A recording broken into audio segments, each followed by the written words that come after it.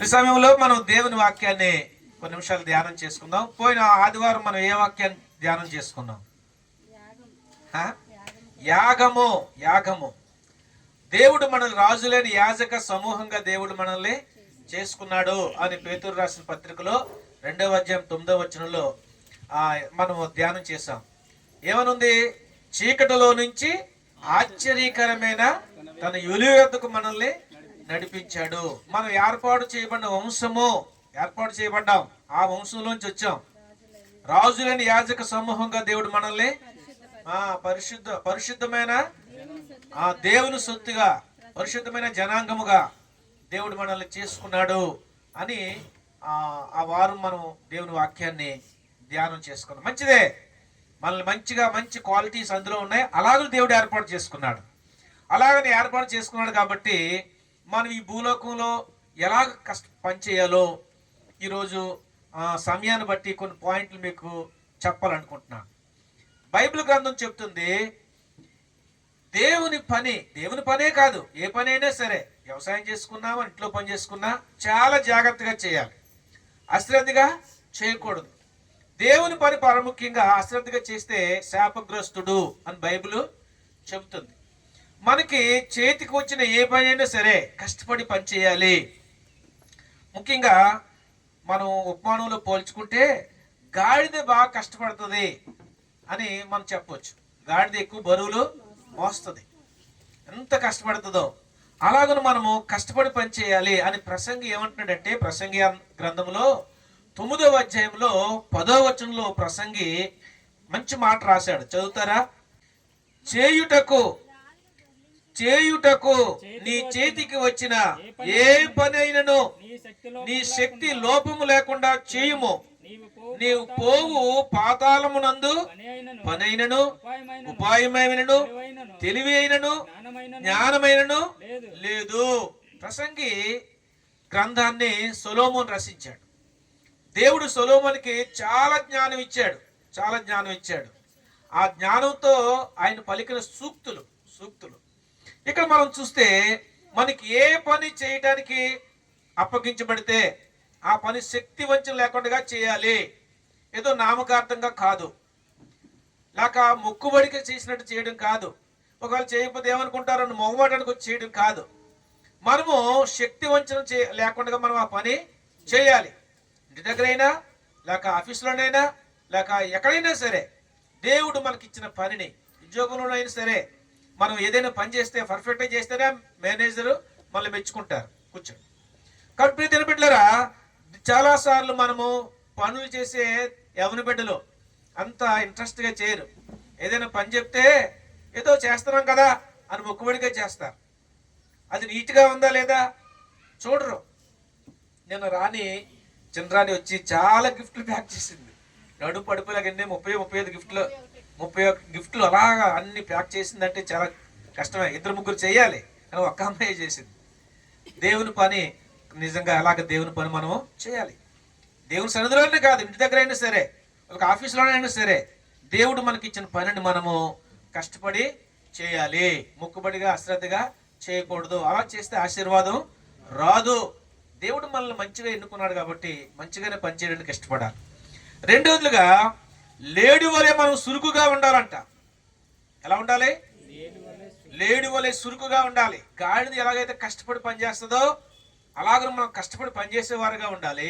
సులువైన పనులు, తేలికైన పనులు, లేక ఎస్కేప్ అయిపోయేలాగా మనం కేటాయించుకోకూడదు. కష్టపడి పనిచేయడానికి ఇష్టపడాలి. అలా ఇష్టపడితే దానికి ప్రతిఫలం దేవుడు ఇస్తాడు ఖచ్చితంగా. అలాగే మనము చురుకైన వారుగా ఉండాలి. లేడి వలె చురుకుగా ఉండాలి. హబక్కూకు రాసిన గ్రంథంలో నుంచి 3వ అధ్యాయము 19వ వచనం చదవండి. హబక్కూకు 3:19 రిఫరెన్స్లు తీసిన వారు చక్కచక్క చదవాలి బైబిల్. 3:19 హబక్కూకు. ప్రభువగు యెహోవాయే నాకు బలము. ప్రభువగు యెహోవాయే నాకు బలము. ఆయన నా కాళ్ళను లేడి కాళ్ళ వలె చేయును. ఉన్నత స్థలముల మీద ఆయన నన్ను నడవజేయును. లేడి చాలా చురుకుగా ఉంటది, చలాకీగా ఉంటది. దేవుని బిడ్డలు కూడా ఇప్పుడు చురుకుగా ఉండాలి. చలాకీగా ఉండాలి, తెల్లవారి లేచిపోవాలి, కాలకృత్యాలు తీసుకోవాలి, దేవుని సన్నిధిలో మోకరించి ప్రార్థన చేయాలి. అలాగున మనము చురుకుగా ఉంటే దేవుని బిడ్డలు, దేవుడు దానికి, ఆ చురుకుదనానికి దేవుడు సహాయము చేస్తాడు. మూడవదిగా మనము ఎద్దు వలె ప్రయాసపడాలట. ఎలాగా? ఎద్దులుంటే గాదిలో గింజలు ఉంటాయంట. గాదిలో అంటే కుట్లో గింజలు ఉంటాయి. ఎద్దు బలమైంది కాకపోతే ఆ వ్యవసాయంలో బాగా పని చేయకపోతే పంట పండదంట. అందుకు ఎద్దు వలె మనం ప్రయాసపడాలి. తిమోతికి రాసిన రెండవ పత్రిక 4వ అధ్యాయము 2వ వచనం చదువుదాం. వాక్యమును ప్రకటించుము, సమయమందును అసమయమందును ప్రయాసపడము, సంపూర్ణమైన దీర్ఘశాంతముతో ఉపదేశించుచు ఖండించుము, గద్దించుము, బుద్ధి చెప్పుము. ఎందుకనగా హితబోధను దురద చెవులు గలవారే దురాశలకు అనుకూలమైన బోధకు తమ కొరకు పోగు చేసుకునిరే. చాలు. అపోస్తలుడు పౌలు తిమోతికి రాస్తూ, దేవుని వాక్యాన్ని నువ్వు బోధించేటప్పుడు, దేవుని వాక్యాన్ని వివరించేటప్పుడు చాలా జాగ్రత్తగా వివరించాలి, ప్రార్థనాపూర్వకంగా వివరించాలి.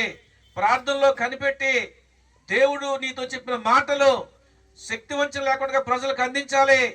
ఒకవేళ అందించేటప్పుడు, తప్పు దిద్దేటప్పుడు, ఖండించేటప్పుడు, హెచ్చరించేటప్పుడు ఎవరైనా ఏమని అనుకుంటారేమో అని మొహమాటం పడనవసరం లేదు. అలాగని మీరు ప్రజలు ఎలాగున్నారంటే దురద చెవులు గలవారంట. హితబోధ కంటే హితబోధకు వాళ్ళు చెయ్యొగ్గుతారంట. అంటే చెడ్డ మాటలకే చెయ్యొగ్గుతారు. ఎంత త్రాగుబోతుడైనా, ఎంత దొంగ అయినా, ఎంత నరహంతుడైనా, వ్యభిచారంలో ఉన్న వ్యక్తి అయినా, ఆ వ్యక్తిని మనం పొగిడి గొప్ప చేస్తూ ఉంటే, అనుకూలమైన మాటలు చెప్తుంటే వారు పొంగిపోతూ ఉంటారు. కానీ తప్పు చేసిన వ్యక్తిని ఖండిస్తే వారికి బాధ ఉంటుంది, కోపం వస్తుంది, రెండోసారి మనతో మాట్లాడకపోవచ్చు, చర్చకే రాకపోవచ్చు. అయినా సరే కానీ దేవుని వాక్యాన్ని ఖండించాలి, హెచ్చరించాలి. ఈరోజు ముసలం ముచ్చట్లకే లేక పొగిడే మాటలకే ప్రజలు లోబడతా ఉన్నారు. మనం అలా ఉండకూడదు. వాక్యం ఉన్నట్టుగానే మనం ఖండించి చెప్పాలి. అలా చెప్తే ప్రజలు మార్పు చెందుతారు, ప్రజల్లో నాణ్యత వస్తుంది, ప్రజల్లో విశ్వాసం పెరుగుతుంది. జనం తగ్గిపోయినప్పటికీ కూడా ఉన్నవారిలో క్వాలిటీ ఉంటుంది అని పౌలు గారు తిమోతికి శిష్యుడిగా తయారు చేసి, నా తర్వాత నువ్వు దేవుని సేవ చేస్తావు కాబట్టి శక్తి వంచన లేకుండా నువ్వు చేయాలి. సేవ ఏదో చేస్తున్నావు సేవ అన్నట్టు కాదు. మనమందరం కూడా దేవుడు పోయిన వారం విన్నట్లుగా రాజులని యాజకు సమూహంగా చేశాడు కాబట్టి మనం దేవుని బిడ్డలో ఒక సువార్త ఎవరికైనా చెప్పినా, ఎవరికొరకైనా ప్రార్థన చేసినా, లేకపోతే ఒక మాట ఆశీర్వాదకరంగా చెప్పినప్పుడు ఆ మాట దేవుడు దీవించాలి అంటే మనం నోటితో పెదాలతో చెప్పచ్చు దేవుడిని దీవించను గాక అని. దీవించను గాక అని వాళ్ళు చెప్పినప్పుడు నిజంగానే వారు దీవించబడాలి. అలా దీవించబడాలి అంటే మనము శక్తివంతం లేకుండా మనం చక్కగా దేవుని సన్నిధిలో పరిశుద్ధమైన జనాంగముగా పేతురులు రాసిన పత్రికలో ఎలాగైతే ఉందో 2వ అధ్యాయం 9వ వచనంలో అలాంటి క్వాలిటీ కలిగి మనం ఈ లోకంలో జీవిస్తున్నప్పుడు తప్పనిసరిగా నిన్ను నన్ను ఒక పాత్ర వలె, ఒక పనిముట్టు వలె వాడుకొని అద్భుతంగా దేవుడు వాడుకుంటాడు. అలాగనే ఒక కష్టపడి పనిచేయాలి అని చెప్పేసి ఎద్దును ఉపమానంగా పెట్టుకుంటూ తిమోతికి 4వ అధ్యాయం 2వ తిమోతికి రాసిన పత్రికలో 4వ అధ్యాయం 2వ వచనంలో చెప్తా ఉన్నాడు. మరొక వచనాన్ని చదువుకుందాం. పామురు వలె నిష్కపటంగా ఉండాలి. పావురం తెలుసా? పావురం అంటే అది పరిశుద్ధతకు గుర్తు, నిష్కలంకమైంది. అలాగను మనము పావురము వలె ఉండాలి అని మనం చూస్తున్నాం. మత్తయి సువార్త 10వ అధ్యాయము 16వ వచనం చదువుదాం. 10:16 మత్తయి సువార్త. ఇదిగో తోడేళ్ల మధ్యకు గొర్రెలను పంపునట్లు నేను మిమ్మును పంపుచున్నాను గనుక పాము వలె వివేకమును పావురము వలె నిష్కపటులై నయ్యుండుడి. దేవుని స్తోత్రం, హల్లెలూయా. యేసు ప్రభు వారు తన ప్రజలను, తన శిష్యుల్ని పంపిస్తా ఉన్నాడు. దేనికి? సువార్త ప్రకటించడానికి ప్రజల మధ్యకు పంపిస్తా ఉన్నాడు. ఆయన అంటున్నాడు, మరి తోడేళ్ళ మధ్యకు గొర్రె పిల్లలు పంపించినట్లుగా నేను మిమ్మల్ని పంపిస్తున్నాను. తోడేళ్ళ మధ్య గొర్రె పిల్లలు పంపిస్తే ఏమవుతుంది? ప్రమాదం జరుగుతుంది, ఒకరు ప్రాణాలు కోల్పోవచ్చు. అయినా సరే కానీ మీరు ధైర్యంగా ఉండండి అని చెప్తూ ఆయన ఎలాగన ఉండాలో అక్కడ ఆ విషయాల్లో 10వ అధ్యాయం 16వ వచనంలో చెబుతున్నాడు. ఎలాగని? పాము వలె వివేకముగా ఉండాలి. పాముకి చాలా వివేకము, జ్ఞానం, అది ముందుగానే పసిగడుతుంది. మనం మన యొక్క చప్పటి దానికి తెలుస్తుంది. అది ఎక్కడుందో మనకు తెలియదు, నెక్ ఉంటుంది. మనుషుల యొక్క చెడు తెలిసి తప్పించుకోవడానికి ప్రయత్నం చేస్తుంది. చాలా వివేకము అది. ఎదురు పడడానికి కానీ తిరగబడ్డానికి కానీ మనం దాన్ని ఏం చేయకుండా దాన్ని మనల్ని హాని చేయడానికి చూడదు, తప్పించుకొని పోవడానికే చూస్తుంది. ఒకవేళ మనము తెలియకుండానే దాని మీద అడిగేస్తే దాని ప్రాణాలకు ఎక్కడ ముప్పు వస్తుందని కాటేస్తుంది. అలా మనం ఈ లోకంలో వివేకంతో ఆలోచించి తప్పించుకోవడానికే చూడాలి, కానీ ఎదురుపడి ఆర్గ్యుమెంట్ చేయడానికి నువ్వెంత గొప్ప అంటే నేనెంత గొప్ప, మాదే గొప్ప అని ఆర్గ్యుమెంట్ చేయడానికి చూడకూడదు. తప్పించుకొని పోవాలి. వింటే మంచిది, విన్నారు. వినలేదనుకోండి మనం కామ్ అయిపోయి వెళ్ళిపోవడమే, అంతే తప్ప మనము ఆర్గ్యుమెంట్ చేయడానికి, డిబేట్లు పెట్టుకోవడానికి ప్రభు మనకు అనుమతి ఇవ్వలేదు. జ్ఞానం ఉండాలి. చాలా మంది సువార్త ప్రకటిస్తారు కానీ జ్ఞానం ఉంటుంది. గుళ్ళు దగ్గర పంచుతారు పత్రికలు. చట్టంలో అలాగా దేవాలయం దగ్గర పంచకూడదని ఉంది. ఎందుకంటే వాళ్ళు మనోభావాలు మనం దెబ్బతీయకూడదు. వాళ్ళకు ఒక విశ్వాసం ఉంటుంది, ఒక భక్తి ఉంటుంది. మనం అక్కడ ఈ పంచితే వాళ్ళ మనోభావాలు దెబ్బతింటాయి. ఆడ దగ్గర పంచకూడదు. చాలా జ్ఞానంతో మనం సువార్త ప్రకటించాలి. ఈ రోజుల్లో ఇంకా ఎక్కువగా కూడా జ్ఞానం మనకి అవసరం. తోడేళ్ళ మధ్య గొర్రె పిల్లలు పంపించడానికి పంపిస్తా ఉన్నాను, కానీ మీకు వివేకం ఉండాలి, జ్ఞానం ఉండాలి. యేసు ప్రభు వారే దేవుడై ఉండి మానవుడిగా ఈ లోకానికి వచ్చినప్పుడు ఆయన కొన్నిసార్లు తప్పించుకొని పోయాడు.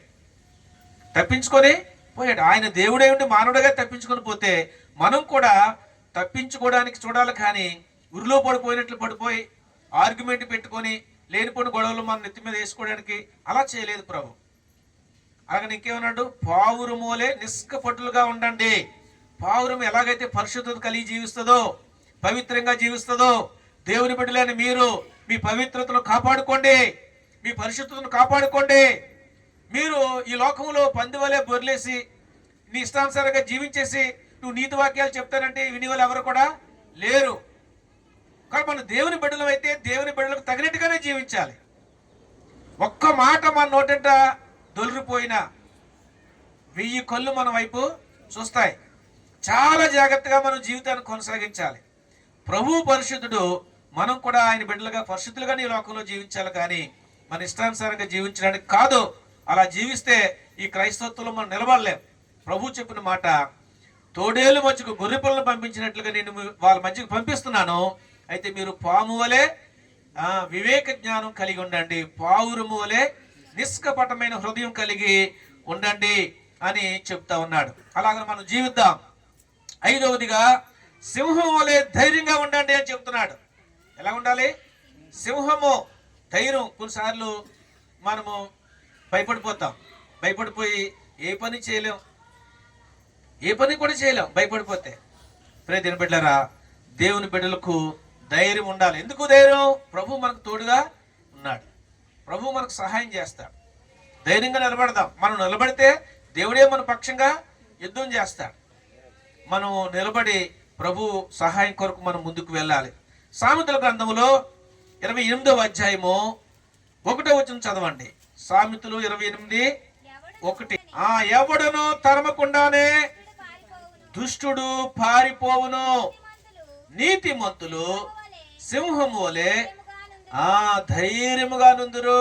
చూసారా, దేవుడు మనల్ని నీతిమంతులుగా చేశాడు. దేవుడు ఒక్కడే నీతిమంతుడు, కానీ మనం దేవుని బిడ్డలం కాబట్టి దేవుడు మన నీతిమంతులుగా చేశాడు. దుష్టుడు ఎవరు తరమకుండానే పారిపోతాడట, ఎవరు భయపెట్టకుండానే భయపడిపోతాడు. వాడు చేసిన పనులు బట్టి ఒక రోజు నా మీదకి ఉరిగా వస్తాయని వాడు తెలుసు దుష్టుడికి. కానీ నీతిమంతులమైన మనము సింహం వలె ధైర్యంగా ఉండాలని దేవుని వాక్యం చెబుతుంది. మనం తప్పు చేసినప్పుడే భయపడాలి.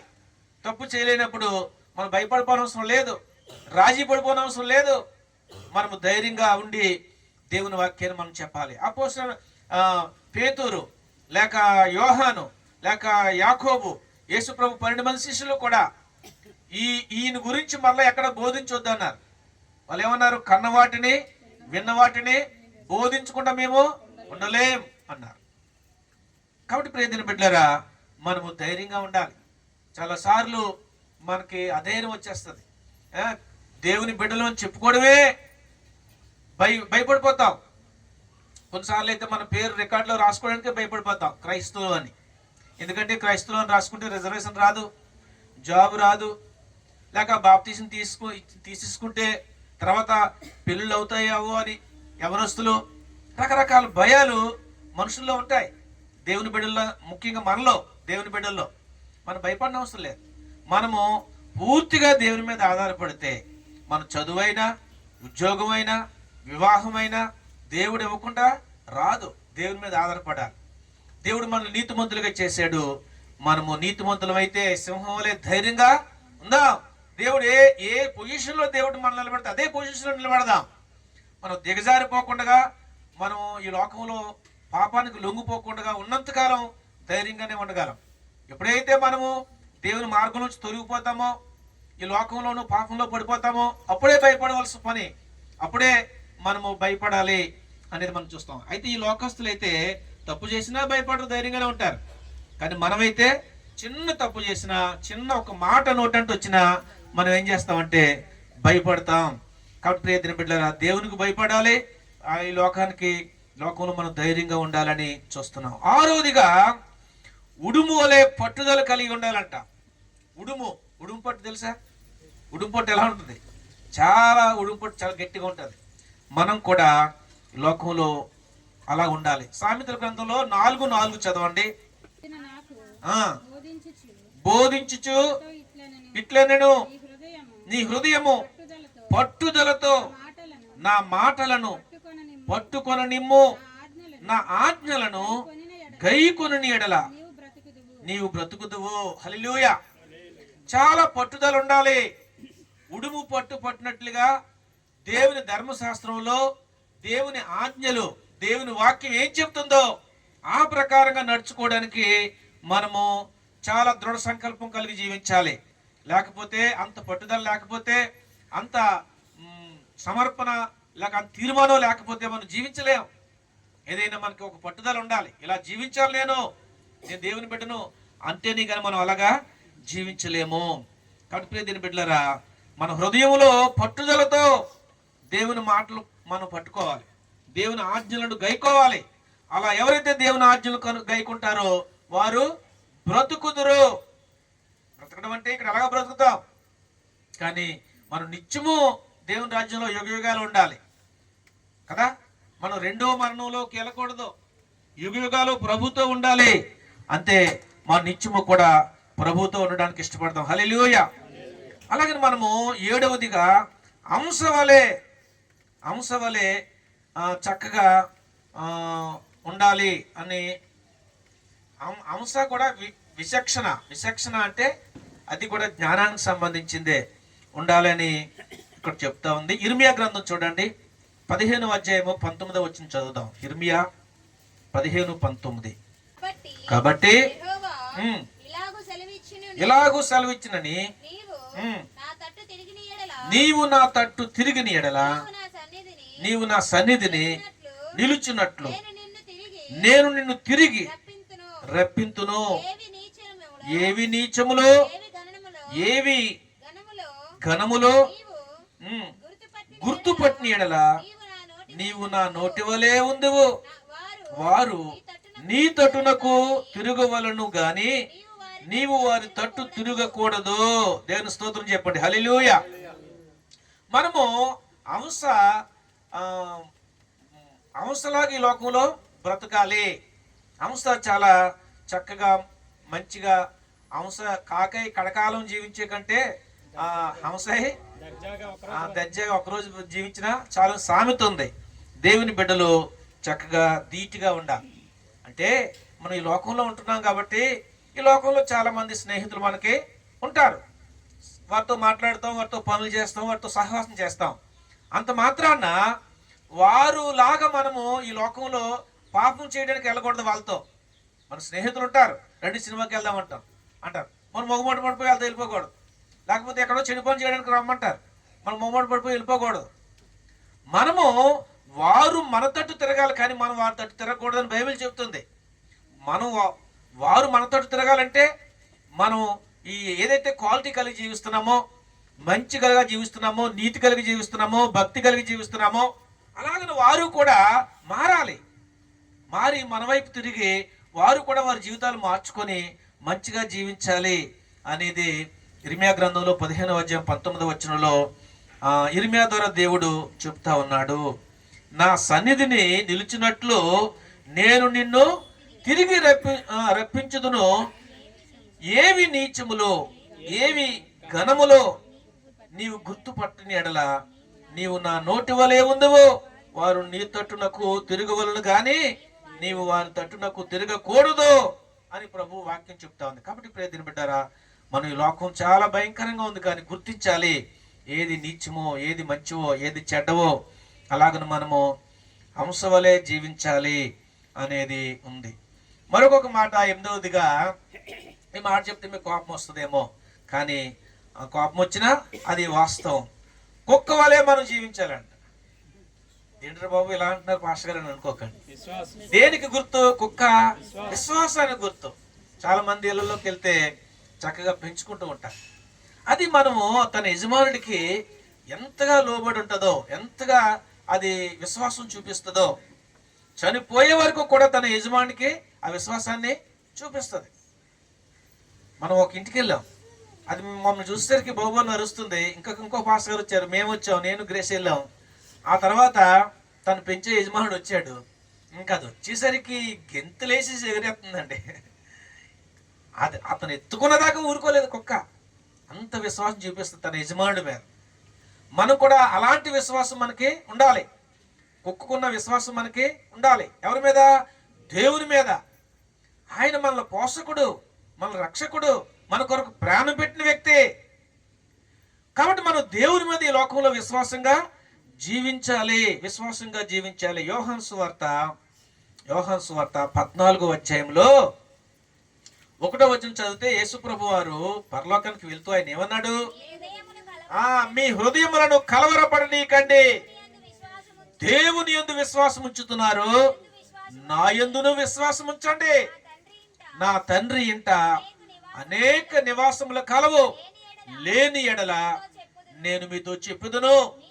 చాలు. ఇక్కడ ఆ మొదటి వచనంలో దేవుడు అంటే అందరూ నమ్ముతారు. దేవుడు ఒక్కడే అని కూడా నమ్ముతారు. కానీ చాలా మంది దేవతలుగా ఈ లోకంలో పూజించబడతా ఉన్నారు. 3 కోటి దేవుళ్ళు దేవతలు అని చెప్తూ ఉంటారు. ఏదేమైనా మన గురించి మనం ఆలోచిస్తే పాత నిబంధన భక్తులు యెహోవా దేవుణ్ణి ఆరాధించేవారు. కొత్త నిబంధనలో యేసు ప్రభు వచ్చాడు. యేసు ప్రభు వస్తే యేసు ప్రభుని వారు అంగీకరించలేదు. ఎవరు? ఇశ్రాయేలు ప్రజలే, తన సొంత జనాంగమే. అందుకు ప్రభు ఏమంటున్నాడు? మీరు దేవుని మీద విశ్వాసం ఉంచుతున్నారు, నా మీద కూడా విశ్వాసం ఉంచండి అంటున్నాడు. విశ్వాసం ఉంచాలి అంటే కుక్క ఎలాగైతే తన యజమాని విశ్వాసం ఉంచుతుందో మనం కూడా విశ్వాసము ఉంచాలి. ప్రభు చెప్తున్నాడు, నా యందు విశ్వాసం ఉంచండి, అప్పుడు నేను వెళ్ళి మీకు స్థలాలను సిద్ధపరుస్తాను, నివాసాలను సిద్ధపరుస్తాను. అప్పుడు నేనుండే స్థలంలో మీరు కూడా ఉండిలాగున మరలా వచ్చి మిమ్మల్ని నేను తీసుకుని వెళ్తాను అన్నాడు. అంటే ఏంటి? మనం విశ్వాసం ఉంచితే పరలోక రాజ్యంలో పొందుకుంటాం, పరలోక రాజ్యంలో ఉంటాం. విశ్వాసాన్ని కోల్పోతే పరలోకాన్ని కోల్పోతాం. ప్రియమైన బిడ్డారా, మనము చనిపోయే వరకు కూడా ఈ విశ్వాసాన్ని కాపాడుకోవాలి అని దేవుని వాక్యం మనకి బోధిస్తా ఉంది. విశ్వాసాన్ని కాపాడుకోవాలి. విశ్వాసం అంటే ఏంటో, దానికి నిర్వచనం ఏంటో హెబ్రీ గ్రంథకర్త రాస్తున్నాడు. హెబ్రీ గ్రంథకర్త ఏమంటున్నాడు? 11వ అధ్యాయం 1వ వచనంలో విశ్వాసము అనున్నది నిరీక్షింప వాటి యొక్క నిజస్వరూపము, అదృశ్యమైనవి ఉన్నవనుటకు రుజువై ఉన్నది. హల్లెలూయా. అంటే విశ్వాసం అనేది నిరీక్షించడానికి అది నిజస్వరూపం. అదృశ్యమైనవి, పరలోక రాజ్యం మనకు అదృశ్యంగా ఉంది, కనపడదు. దేవుడు మనకు కనపడ్డు, కానీ ఉన్నవని మనము నమ్మాలి. మనం పరలోకంలో ఉంటామని నమ్మాలి. అదృశ్యమైనవి ఉన్నవన్నట్టుకు రుజువు. ప్రియమైన బిడ్డలారా, మనము ఈ లోకంలో విశ్వాసంతో జీవించాలని దేవుని వాక్యంలోంచి మనము చూస్తా ఉన్నాం. కాబట్టి విశ్వాసాన్ని కోల్పోకుండా మనం జీవిద్దాం. అలాగే మనము 9వదిగా గువ్వ వలె ఉండాలి అని దేవుని వాక్యము చెబుతుంది. గువ్వ వలె. గువ్వ గురించి తెలుసా? తెలిసిన వాళ్ళు చేయొద్దండి. గువ్వ మూలుగుతుంటది. గువ్వ మూలగడం తెలుసా? ఎప్పుడు ఆ గువ్వ మూలగడం అన్నది మీకు ఎప్పుడు వెళ్ళలేదా? మొన్న మా డానీ నేను షాప్కి వెళ్ళాం. అన్నగా చూస్తున్నాడు, ఏం చెప్తాడా మా డాడీ నా గురించి అని. వెళ్తే ఒక కేజీ ఉలవలు ఇమ్మన్నాను. కేజీ ఉలవమంటే ఆడు కేజీ ఉలవలు ఇచ్చాడు. ఏంటి ఈ రోజుల్లో ఉలవపిండి అడిగితే ఉలవపిండి లేదన్నాడు. ఎందుకంటే కల్తీ చేసేస్తున్నారండి ఉలవపిండి. ఆ తక్కువ ఖరీదు పిండిని ఉలవపిండిలో వేసేస్తే క్వాలిటీ పోతుంది, అందుకే ఉలవలే మేము అమ్ముతున్నాం అని అన్నాడు ఆ షాప్ ఆయన. మంచిదేనండి, అయితే ఉలవలు ఆడించుకోవచ్చండి. కేజీ ఆడుతారంటే ఆ కేజీ ఏంటి, అర కేజీ పావు కేజీ కూడా ఆడే మిల్లులు ఉన్నాయి, టెక్నాలజీ వచ్చిందని చెప్పాడు ఆయన. మంచిదే, కేజీ ఉలవలు అంటే ఇచ్చాడు. ఆ తర్వాత ప్యాక్ చేసిన తర్వాత ఈ ఏటి డాడీ అని అడుగుతున్నాడు. నేను ఉలవలు అన్నాను కదా, ఆ షాపుడు ఇచ్చాడు కదా. అప్పుడే అంటున్నాడు, ఈ లోకంలో ఈ జనరేషన్ వాళ్ళకి ఇలాంటి వాడడం రాదండి, ఇలాంటి వాడట్లేదు, ఉలవలు కొర్రలు అలాంటివి రాగులు వాళ్ళకి తెలియ వాళ్ళకి అన్నాడు. అప్పుడు ఆ మాట అన్నాడు. మా వాడు అడుగుతున్నాడు, డాడీ ఏటి అని. ఇప్పుడే కదా ఉలవలు అని చెప్పి. ఈ ఏంటో వాళ్ళకి తెలియట్లేదు. కొన్ని పప్పు దినుసులు మనకి తెలియవు. అంటే గువ్వ కొన్ని పెట్టలు కూడా మనకు తెలియదు. గువ్వ ఎక్కువగా ఏం చేస్తుందంటే మూలుగుతూ ఉంటుంది, ఊ ఊ ఊ ఊ అని మూలుగుతుంటుంది. మరి గువ్వతో దేవుడు మనల్ని ఎందుకు పోల్చాడు? ఏమా, గువ్వతో దేవుడు ఎందుకు పోల్చాడు? దాని ద్వారా మనం ఏం పాఠం నేర్చుకోవాలని చెప్పాడు? మన ప్రార్థనలో మూలగాలి. ప్రార్థనలో మనము మూలిగి కన్నీరు కచ్చి మనం గోజాడాలి ప్రభు సన్నిధిలో. గువ్వ వలె మీరు దేవుని సన్నిధిలో ఉండాలి అనేది చెప్తుంది దేవుని వాక్యం. చూడండి, రోమిలు రాసిన పత్రికలో మనం కంఠస్థ వాక్యం ఈ వాక్యం 8వ అధ్యాయంలో 26వ వచనం చదివితే, అటువలే ఆత్మయు బలహీనతలను చూచి సహాయం చేయుటకు ఎలయనగా మనము యుక్తముగా ఎలాగున ప్రార్థన చేయాలో మనకు తెలియదు గాని హెచ్చరింపు సఖ్యము గాని మూలుగుతో ఆత్మ తానే మన పక్షముగా విజ్ఞాపన చేయుచున్నాడు. దేవుని స్తోత్రం చెప్పండి. చేతులు 2 చేతుల పైకి హల్లెలూయా. ప్రియమైన బిడ్డలారా, గువ్వ ఎలాగను మూలుగుతూ మూలుగుతూ మూలుగుతూ ఉంటుందో మనం కూడా దేవుని బిడ్డలమైన వారు మూలగాలి. కొన్నిసార్లు అంటున్నాడు, దేవునికి యుక్తంగా ఎలా ప్రార్థన చేయాలో మనకు తెలియదట. మనకి ఇష్టం వచ్చినట్టు మనం ప్రార్థన చేస్తాం, మనకి ఇష్టమైన వారి గురించి ప్రార్థన చేస్తాం, మనకి ఏది కావాలో దేవుని అడుగుతాం. కానీ దేవునికి ఏది ఇష్టమో, దేవుడు దేని కొరకు ప్రార్థన చేయమంటున్నాడో అది మనకి తెలియదు. అందుకే పరిశుద్ధాత్మ దేవుడు ఏమి రాయించాడు? ఆత్మ మన బలహీనతలు ఆయనకి తెలుసు. ఆత్మ సిద్ధమే కానీ శరీరం బలహీనం. ఆ శరీరం బలహీనం కాబట్టి మనం ఎలా యుక్తంగా ప్రార్థన చేయాలో మనకి తెలియదు. కానీ ఇక్కడ ఏమని చెప్తున్నాడంటే 26వ వచనంలో, అటువలే ఆత్మయు మన బలహీనతలను చూచి సహాయం చేయుచున్నాడు. ఎలయనగా మనము యుక్తముగా ఎలాగూ ప్రార్థన చేయవలనో మనకి తెలియదు గాని ఉచ్చరింపు సఖ్యము గాని మూలుగులతో ఆ ఆత్మ తానే మన పక్షముగా విజ్ఞాపన చేయుచున్నాడు.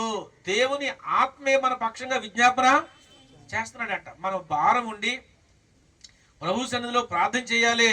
ప్రార్థన ద్వారా దేవుని శక్తి నాకు వస్తుంది, ప్రార్థన ద్వారా దేవుని అభిషేకం నేను పొందుకుంటాను, ప్రార్థన ద్వారానే దేవుడు గొప్ప కార్యాలు చేస్తాడు అని మనం నమ్మితే, మనం ఫ్రెష్ అప్ అయి ప్రభు సన్నిధిలో మోకరిస్తే దేవుడే తన ఆత్మలో జ్ఞాపకం చేస్తాడు.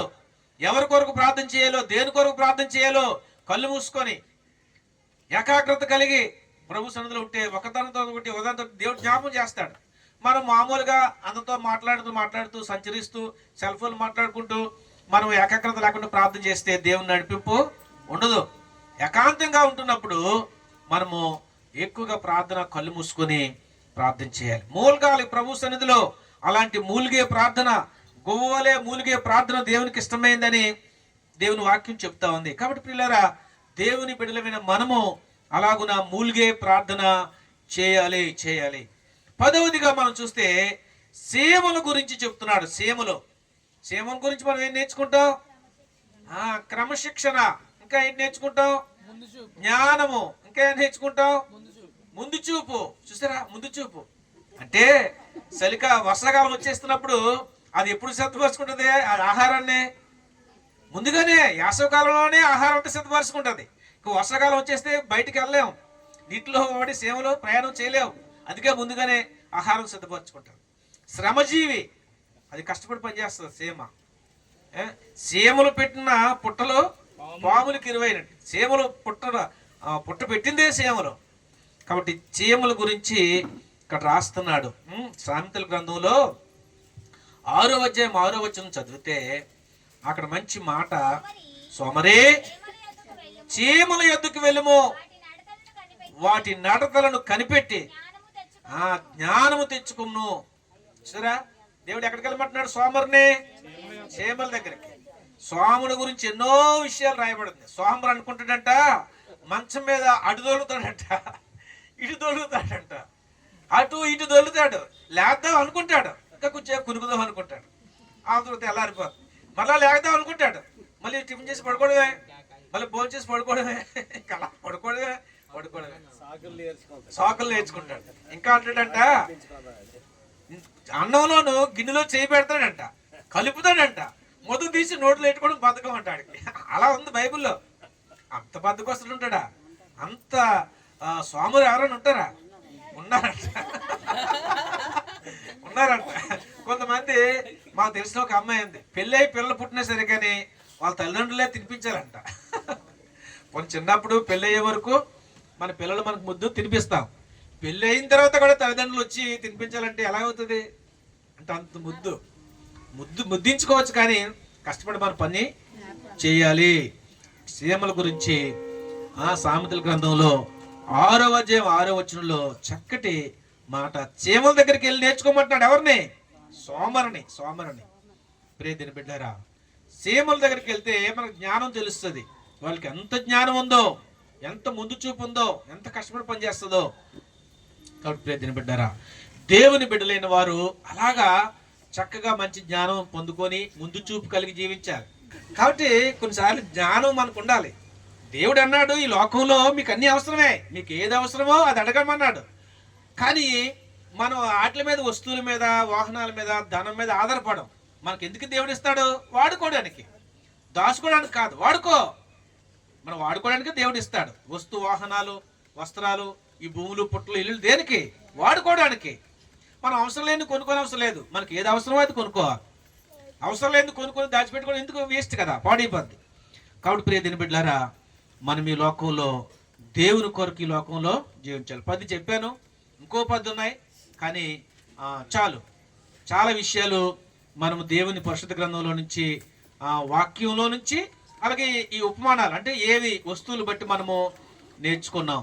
1 గాడిద వలె ఉండాలని నేర్చుకోవాలని, లేడి వలె ఉండాలని, ఎద్దు వలె ఉండాలని, పావురము వలె ఉండాలని, సింహం వలె ఉండాలని, ఉడుము వలె పట్టు కలిగి ఉండాలని, హంస వలె జీవించాలని, కుక్క వలె విశ్వాసంతో జీవించాలని, గోవు వలె మూలుగుతూ ప్రార్థన చేయాలని, చీమ వలె క్రమశిక్షణ కలిగి జీవించాలని మనము నేర్చుకున్నాం. కాబట్టి ప్రియమైన బిడ్డలారా, ఈ లోకంలో దేవుని బిడ్డలం కాబట్టి చాలా జాగ్రత్తగా ఉండాలి.